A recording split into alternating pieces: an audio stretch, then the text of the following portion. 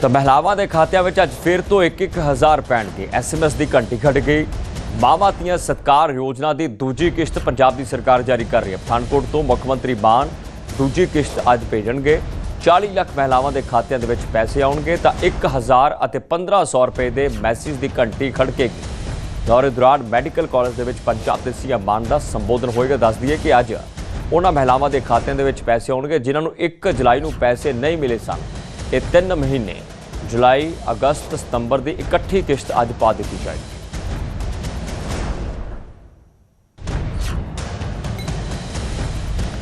तो पठानकोट तो पंजाब के सीएम मान मुखातिब पंजाब नाल होणगे। पंजाब के मुखातिब होंदे पंजाब के सीएम ने और दूजी किश्त का जिक्र करना कि 40 लाख तो ज़्यादा जिहड़ियां महिलावां ने मावां धीआं ने उन्हां दे खात्यां दे विच ये पैसे आउणगे। तो सीधे तौर पर आख्या गया कि इस नाल कोई वड्डा जिहड़ा वो नहीं है। फिलहाल परिवार के लिए तो उन्होंने औरतों के लिए एक बहुत बड़ा सहारा है। तो किस तरीके दे नाल ऐसी महिलावां नूं सिर्फ 1500 रुपये महीना यानी कि 4500 रुपये किश्त उन्होंने खात्यां च आएगी। तो जनरल और BC महिलावां नूं 1000 रुपये दिते जाणगे। तो सरकार का चोण मनोट पत्थर का हिस्सा सी और किन्ना नूं नहीं मिलेगा। तो सरकारी मुलाजम, टैक्स पेयर्स और मौजूदा और सबका MLA MP ते मंत्री उन्होंने ये लाभ नहीं मिलेगा। तो 3 कैटागरीज जिहड़ियां वखरियां रखिया गई ने। फिलहाल टैक्स पेयर महिलावां हालांकि 2 ਤੋਂ 2.5% जिहड़ियां महिलावां ने जिहड़ियां इस कैटागरी में फॉल करदियां ने जिन्होंने इस स्कीम का लाभ नहीं मिलेगा।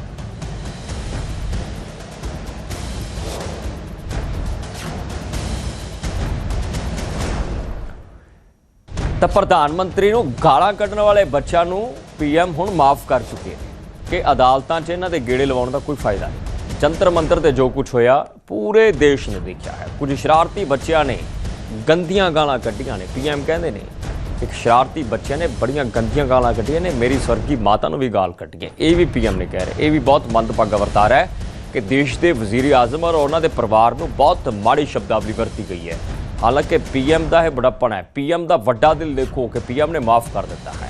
उन्होंने बच्चों को माफ़ करना चाहुंदा हाँ जिन्हां ने गालां कड्ढियां। बच्चों को सज़ा देने के नाल हालात नहीं बदल सकते। समाज भी मेरी इस गल नूं मन्नेगा। बच्चिओ गलतियां तो सीखो, अगे वधो। बचपन दे विच गलतियां हुंदियां ने पर सुधारन का मौका भी हुंदा है। साडियां बेटियां अजिहियां भाषा किवें बोल सकदियां ने। PM कह रहे हैं कि समा बच्चों को सही रास्ते दिखाउण दा है। देखा जा सकता है कि वो 15 साल की ये लड़की है जिसने प्रधानमंत्री नूं बहुत माड़ी शब्दावली वरती सी।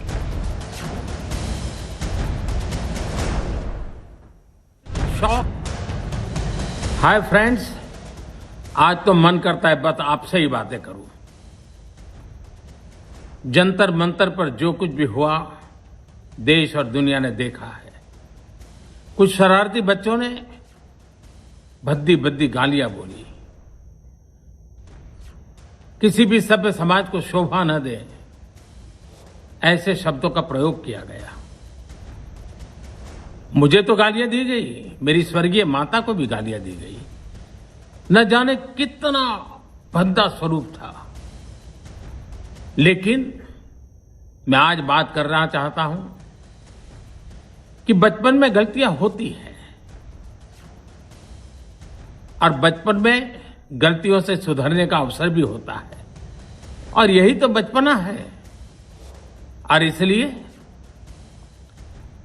मैं समाज के अंदर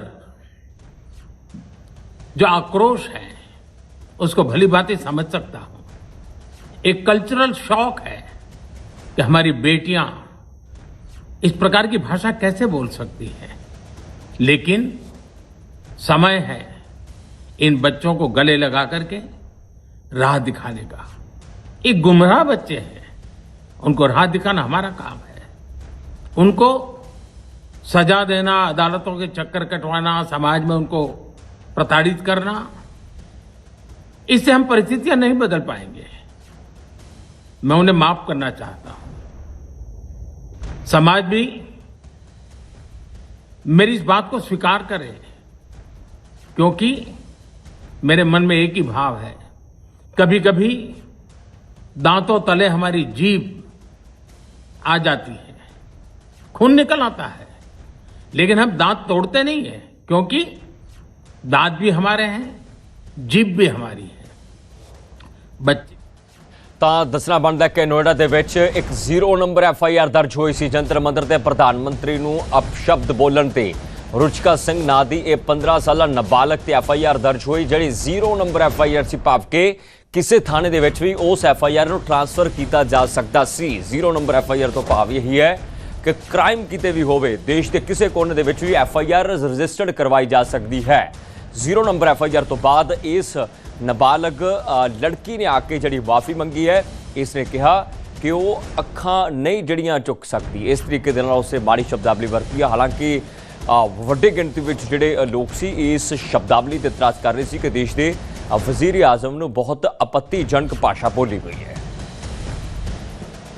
और बचपन में गलतियों से सुधरने का अवसर भी होता है और यही तो बचपना है। जुलाई को सीपी गई थी अपने फ्रेंड्स के साथ फिर वहाँ पे प्रोटेस्ट हो रहा था मैंने वहाँ पे कोक पी वहाँ पे ग्रुप्स बने हुए थे बहुत सारे वो लोग बहुत चीज़ें बोल रहे थे बहुत गालियाँ दे रहे थे प्रधानमंत्री जी को उन लोगों के इन्फ्लुएंस में आके कि तुम लोग भी बोलो कोई सब बोलो करके मैंने वहाँ बहुत चीज़ें बोली मैं भी मात्र 15 साल की हूँ मैंने जो करा वो माफ़ी के लायक नहीं था मैंने बहुत गंदी चीज़ें बोली है बट ये मेरी पहली और आखिरी गलती होगी इसके बाद मैं ऐसा कुछ नहीं करूँगी और ना ही वो चीज़ मैंने कभी पोस्ट की थी मैं पूरे देश से माफ़ी मांगती हूँ मैं इतनी शर्मिंदा हूँ मैं अपनी नज़र भी नहीं उठा पा रही हूँ मैं सबसे माफ़ी मांग रही हूँ मुझे प्लीज़ माफ़ कर दीजिए प्लीज़।